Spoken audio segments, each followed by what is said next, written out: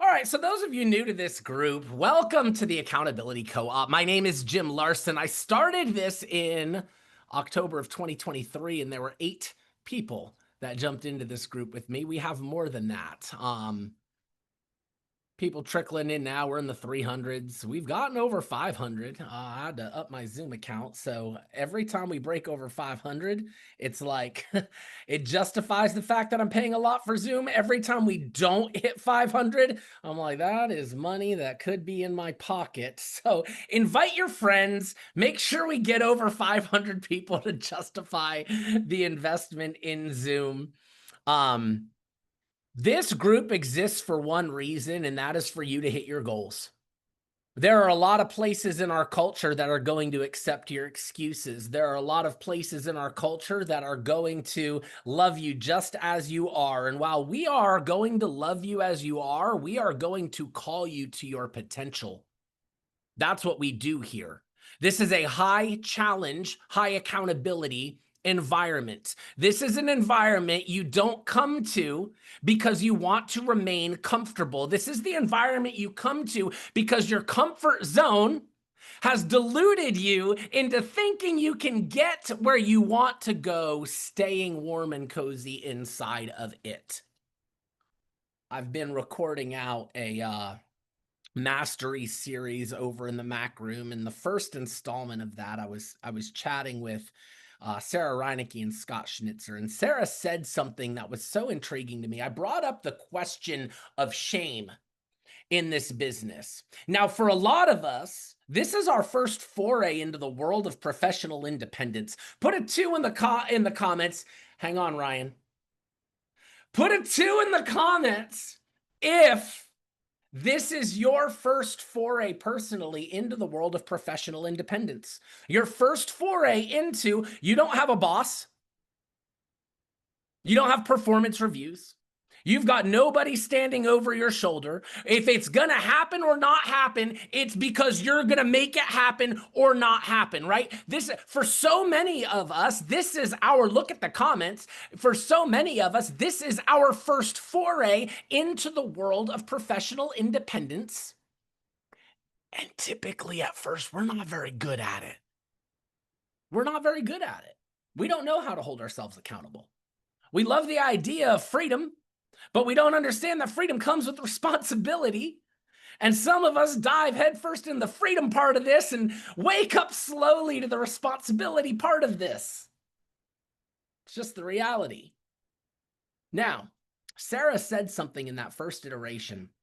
I brought up this question on shame and how I watch so many people live with shame because for the first time in their lives, they feel this burden of responsibility on their shoulders that nobody else is going to handle for them. And so when they're with their family, they're feeling the shame that they should be working. And then when they're over here working, they're feeling the shame that they should be with their family. And no matter where they go, they carry this burden with them. And Sarah said this thing, it blew my mind in just how profound and yet simple it was.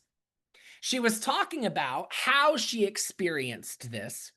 And she said, when I looked at my schedule, I realized if I had just done what I said I was going to do, when I said I was going to do it, I could be on date night right now with my husband, not feeling the shame. The only reason I feel the shame when it's family time is because when it was work time, I distracted myself, I found excuses, I got on the phone, I did lots of other things other than what I was actually supposed to do. Had I dialed the amount I said I was going to dial, when I said I was going to dial it, I wouldn't be feeling the shame over here. But because I bought my excuses and said, I can do this later, I didn't do it later. Now that it is later and I'm over here, I'm feeling this tension. All right. I set this up. Now, what I'm going to go ahead and do is I'm going to share a video. We're going to have movie time. Y'all remember when you came to school and like the teacher, like I'm going way back. We didn't have flat screens up on the wall. The teacher wheeled the whole cart with a big box TV, VCR, never rewinded, like always had to rewind to start. This is gonna be, I'm the teacher now, wheeling in the big cart. We're gonna watch something together. It is hands down one of my favorite productivity videos I've ever seen in my life. So let's go ahead, hit this, and we'll have some fun together. You all ready?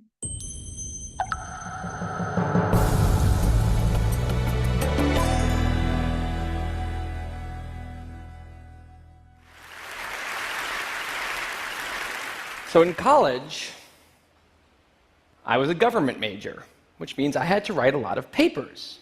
Now, when a normal student writes a paper, they might spread the work out a little like this. So, you get started maybe a little slowly, but you get enough done in the first week that with some heavier days later on, everything gets done and things stay civil. And I would want to do that like that. That would be the plan. I would have it all ready to go, but then actually the paper would come along, and then I would kind of do this. And that would happen every single paper.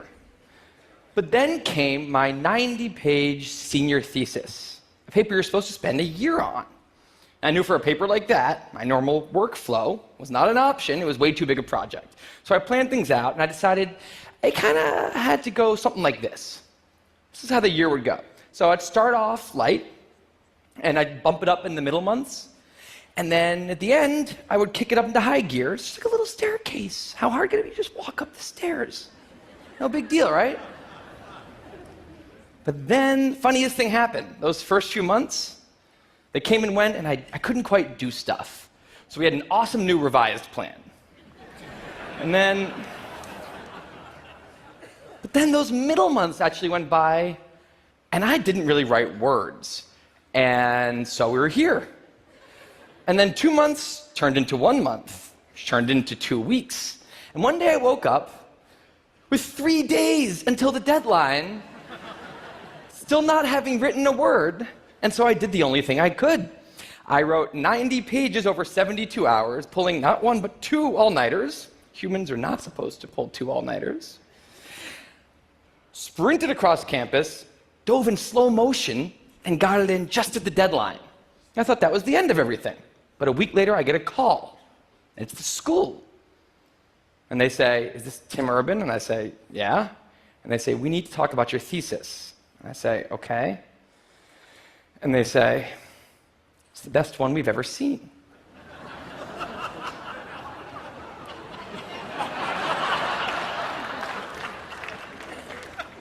That did not happen. It was a very, very bad thesis. I just wanted to enjoy that one moment when all of you thought, "This guy is amazing." No, it was very, very bad. Anyway, today I'm a writer, blogger guy. I write the blog Wait, But Why? And a couple of years ago, I decided to write about procrastination. My behavior has always perplexed the non-procrastinators around me, and I wanted to explain to the non-procrastinators of the world what goes on in the heads of procrastinators and why we are the way we are. Now, I had a hypothesis that the brains of procrastinators were actually different than the brains of other people. And to test this, I found an MRI lab that actually let me scan both my brain and the brain of a proven non-procrastinator, so I could compare them, and I actually brought them here to show you today, and I want you to take a look carefully to see if you can notice a difference. And I know that if you're not a trained brain expert, it's not that obvious, but just take a look, okay? So here's the brain of a non-procrastinator. Now, here's my brain.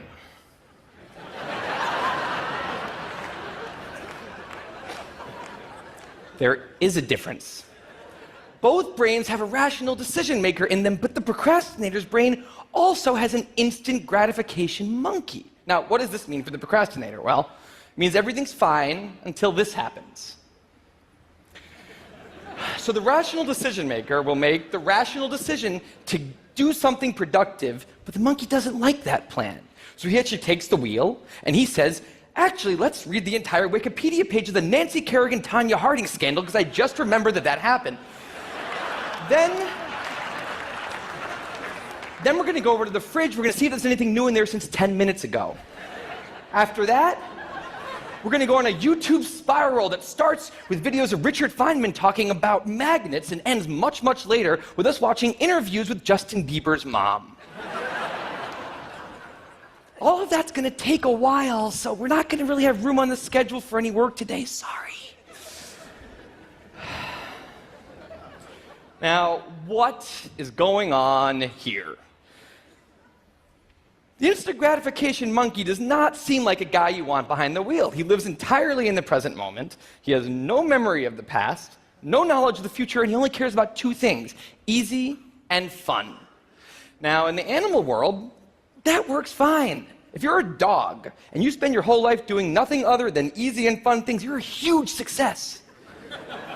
And to the monkey, humans are just another animal species. He has to keep well slept, well fed, and propagating into the next generation, which in tribal times might have worked okay. But if you haven't noticed, now we're not in tribal times. We're in an advanced civilization, and the monkey does not know what that is, which is why we have another guy in our brain, the rational decision maker, who gives us the ability to do things no other animal can do. We can visualize the future. We can see the big picture. We can make long-term plans. And he wants to take all of that into account. And he wants to just have us do whatever makes sense to be doing right now. Now, sometimes it makes sense to be doing things that are easy and fun, like when you're having dinner or going to bed or enjoying well-earned leisure time. That's why there's an overlap. Sometimes they agree. But other times, it makes much more sense to be doing things that are harder and less pleasant for the sake of the big picture, and that's when we have a conflict. And for the procrastinator, that conflict tends to end a certain way every time, leaving him spending a lot of time in this orange zone, an easy and fun place that's entirely out of the make sense circle. I call it the dark playground. Now, the dark playground is a place that all of you procrastinators out there know very well. It's where leisure activities happen at times when leisure activities are not supposed to be happening. The fun you have in the dark playground isn't actually fun because it's completely unearned, and the air is filled with guilt, dread, anxiety, self-hatred, all those good procrastinator feelings. And the question is, in this situation, with the monkey behind the wheel, how does the procrastinator ever get himself over here to this blue zone? A less pleasant place, but where really important things happen.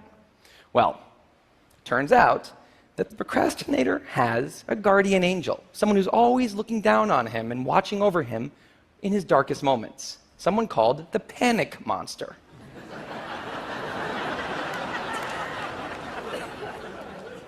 Now, the panic monster is dormant most of the time, but he suddenly wakes up anytime a deadline gets too close or there's danger of public embarrassment, a career disaster, or some other scary consequence. And importantly, he's the only thing that the monkey is terrified of.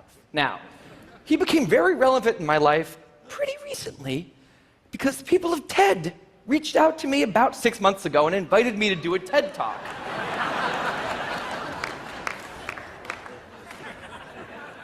Now, of course, I said yes. It's always been a dream of mine to have done a TED Talk in the past.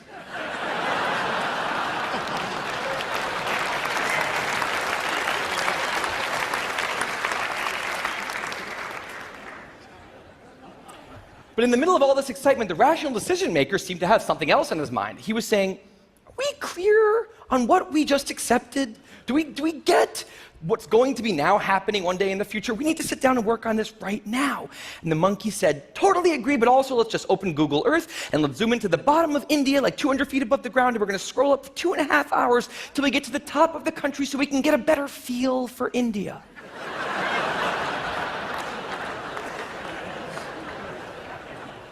So that's what we did that day. As 6 months turned into 4, and then 2, and then 1, the people of TED decided to release the speakers. And I opened up the website, and there was my face staring right back at me, and guess who woke up? So the panic monster starts losing his mind, and a few seconds later, the whole system's in mayhem.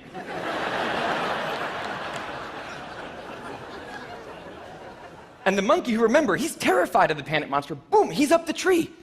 And finally, the rational decision maker can take the wheel and I can start working on the talk. Now, the panic monster explains all kinds of pretty insane procrastinated behavior, like how someone like me could spend 2 weeks unable to start the opening sentence of a paper, and then miraculously find the unbelievable work ethic to stay up all night and write 8 pages. And this entire situation with the 3 characters, this is the procrastinator's system. It's not pretty, but in the end, it works. And this is what I decided to write about on the blog just a couple years ago. Now, when I did, I was amazed by the response. Literally thousands of emails came in from all different kinds of people, from all over the world, doing all different kinds of things. These were people who were nurses and bankers and painters and engineers and lots of PhD students. And they were all writing saying the same thing. I have this problem too. But what struck me was the contrast between the light tone of the post and the heaviness of these emails. These people were writing with intense frustration about what procrastination had done to their lives, about what this monkey had done to them. And I thought about this, and I said, if the procrastinator system works, then what's going on? Why are all these people in such a dark place? Well, it turns out that there's 2 kinds of procrastination. Everything I've talked about today, the examples I've given, they all have deadlines. And when there's deadlines, the effects of procrastination are contained to the short term because the panic monster gets involved. But there's a second kind of procrastination that happens in situations when there is no deadline. So if you want to have a career where you want to be a self-starter, something in the arts, something entrepreneurial, there's no deadlines on those things at first because nothing's happening at first, not until you've gone out and done the hard work to get some momentum, to get things going. There's also all kinds of important things outside of your career that don't involve any deadlines, like seeing your family or exercising and taking care of your health, working on your relationship or getting out of a relationship that isn't working. Now, if the procrastinator's only mechanism of doing these hard things is the panic monster, that's a problem because in all of these non-deadline situations, the panic monster doesn't show up. He has nothing to wake up for. So the effects of procrastination, they're not contained. They just extend outward forever. And it's this long-term kind of procrastination that's much less visible and much less talked about than the funnier, short-term, deadline-based kind. It's usually suffered quietly and privately, and it can be the source of a huge amount of long-term unhappiness and regrets. And I thought, that's why these people are emailing, and that's why they're in such a bad place. It's not that they're cramming for some project. It's that long-term procrastination has made them feel like a spectator at times in their own lives. The frustration was not that they couldn't achieve their dreams, it's that they weren't even able to start chasing them. So I read these emails and I had a little bit of an epiphany that I don't think non-procrastinators exist. That's right, I think all of you are procrastinators. Now, you might not all be a mess, like some of us, and some of you may have a healthy relationship with deadlines. But remember, the monkey's sneakiest trick is when the deadlines aren't there. Now, I want to show you one last thing. I call this a life calendar. That's one box for every week of a 90-year life. That's not that many boxes, especially since we've already used a bunch of those. So I think we need to all take a long, hard look at that calendar. And we need to think about what we're really procrastinating on, because everyone is procrastinating on something in life. We need to stay aware of the instant gratification monkey. That's a job for all of us. And because there's not that many boxes on there, it's a job that should probably start today. Well, maybe not today, but sometime soon. Thank you.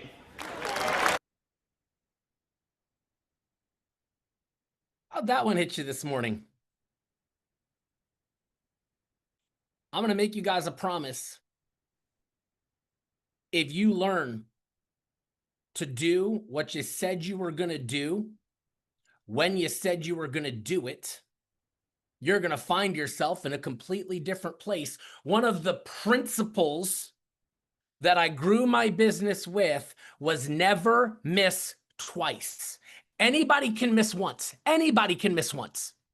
You can say you're going to do something, and man, things happen you didn't expect. I get it.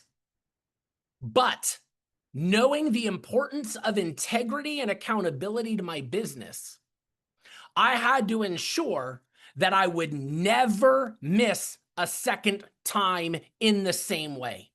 Ever, no matter what I said I was going to do. If I said I was going to make 500 dials and I didn't do it, that was not okay. It was not get them next time, Tiger. That was figure out exactly where the leaks were, plug the holes, and ensure that boat never goes down that way again. Ever. I will watch people get derailed on their goals one week, go the next week, and watch the same thing derail them. And then month after month, the same exact derailings all the time. And I will look at them and be like, when does this end? When is it enough for you? Because this isn't about me. I got my thing locked. I figured it out. I plugged the holes. I no longer accept missing twice in a row ever. I'm curious when you're going to get tired of it. I'm curious when is it enough for you to say, this month I mean it? Turns out I didn't. Totally next month though. And then you walk into the new month and you're like, this month though, this month, I know last month it had its things, life kind of lifed, life be lifing. I get it. But this month, this is different. Is it though? How many times has it been different for you? How many times has this been the time? How many times have you really meant it? And at what point does your word start to get watered down that you stop even believing yourself when you talk? That's what changes here. That's what changes here. There's nothing magic in this group. There's nothing magic about this. We're just going to hold you accountable to do the crap you said you were going to do when you were going to do it, and you're going to watch yourself change. And as you change and you grow, what is the byproduct of that? Your business changes and it grows. I'm not here to help you grow a business. This group isn't here to help you grow a business. This group is here to help you grow you, and then at the outflow of you, you grow a business. That's the purpose of this. Welcome to my playground. Welcome to my sandbox. It's going to be a really, really good month. Let's open up some breakout rooms. Those of you here for the first time,